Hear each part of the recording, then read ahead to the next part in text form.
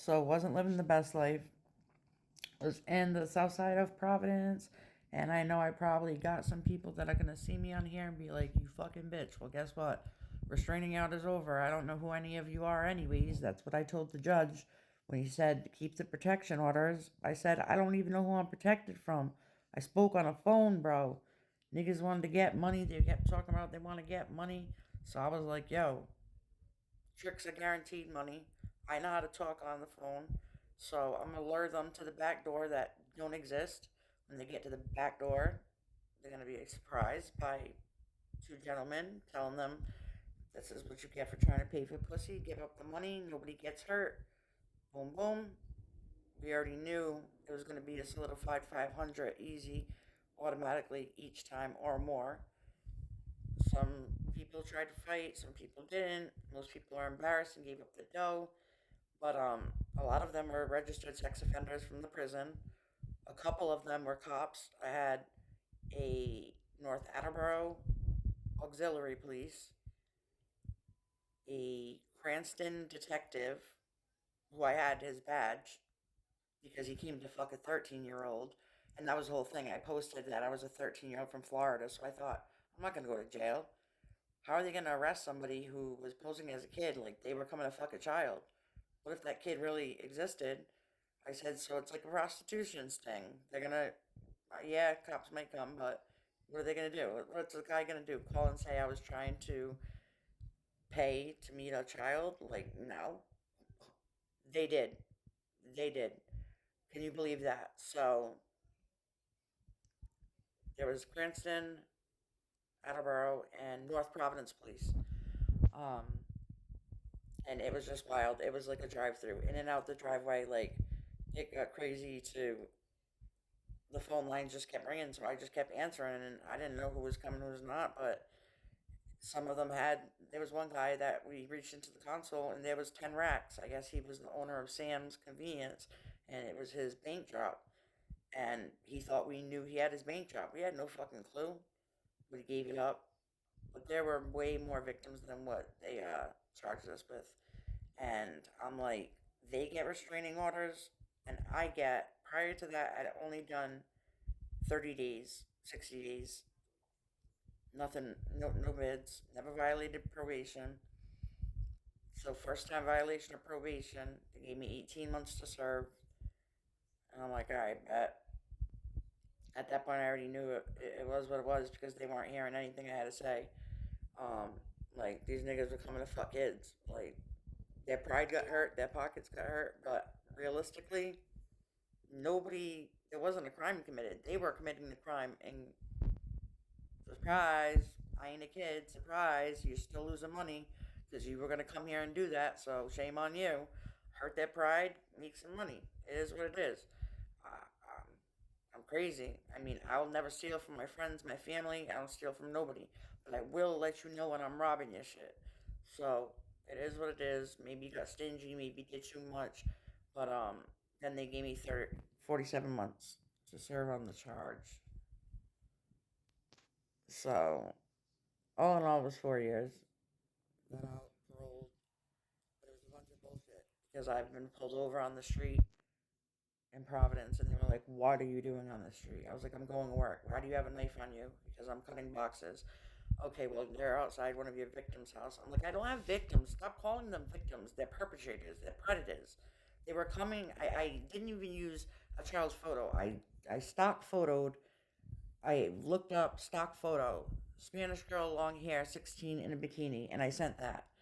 And they were just disgusting men, and I felt like they were gonna intentionally or somehow find that 13-year-old girl that they were looking for. So I pretended to be her, and then when they got there, jokes on them. Nobody got hurt, but I mean, they had ill intentions.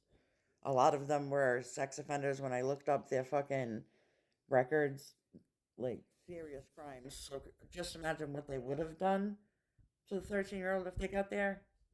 Like, I don't understand how they weren't charged with traveling to meet a minor for sex, even if I didn't exist. The robbery did, and they're victims. Like, you were coming to stick your dick in a child. So, I mean, that's wild. It's fucking crazy. And I think it was more because that Cranston detective got his badge and gun taken and didn't want to report it because he was coming to fuck a kid, but yet said that he would put $10,000 at the Reservoir Ave payphone because we took his class ring off his finger that he graduated for law enforcement. And it had his name engraved on it. And I told him, I was like, yo, straight the fuck up. I'm going to contact Channel 12 News and let them know what the fuck you're doing. Because you're a Cranston detective, retired at that, because we had his wallet.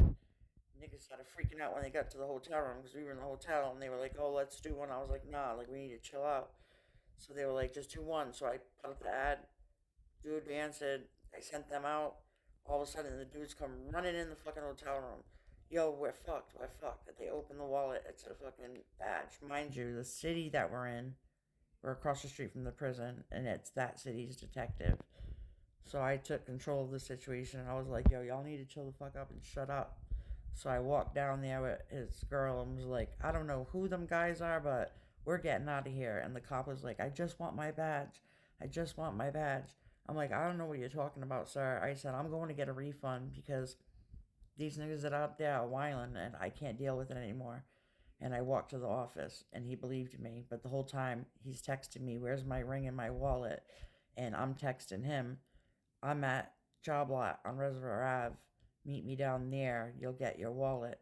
But when he got out of the parking lot, I was right next to him. He didn't know. I was waiting on a cab to go back to the south side. But I told him to give me 10 racks. You'll get that shit back. He wasn't going to give me 10 racks. He didn't get it back. And then I got to the point where clowns would hit up the phone and be like, oh, do you party for, like, do whatever to party, drugs or whatever? And I would be like, no. And then I was like, fuck it. Hell yeah. We're going to rob the drug dealers. So then I'd go out there with the badge masked up and rob the fucking dealers. It was crazy. It was fucking crazy. I'm surprised I'm still alive. I mean, this happened 10 years ago. But most people go to jail and never get the fuck out. I did and met some characters, some that I'll never forget. But the experience itself was something that I'd be like, nah, that's not made for me. Not made for me. Once was good enough. But that raid kind of fucked me up. Because I was just like, oh my god, it's happening all over again. I swore 40s would be different and I wouldn't have no criminal record since I just got mine expunged. And then this shit fucking happens. But fingers crossed, it's been 3 weeks, haven't heard anything, so I should be good. And he should be released. But I'm just thinking about the 4 years that I did. I mean, for talking on the phone. Just think about that.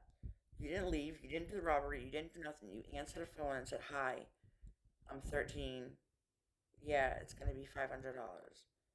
And gave them the address. And you lost 4 years of your life for it. And they were coming to fuck kids. Only in Providence, Rhode Island does that happen. And then when I get to the prison, one of the officers goes, where's your wallet? And I'm like, where's your badge? And it was a joke because he said that's what my uncle, who is the detective of the Cranston police, gets for trying to pay for pussy. Well, it was jokes. I was a marriage counselor. I said I didn't rob nobody. I was being a marriage counselor. I was letting them know. Do you know the mistake that is about to be made right now? Pay up. Go back to your wife and tell her what you were gonna do. Just saving marriages one day at a time. If that dick would have entered said human body or child,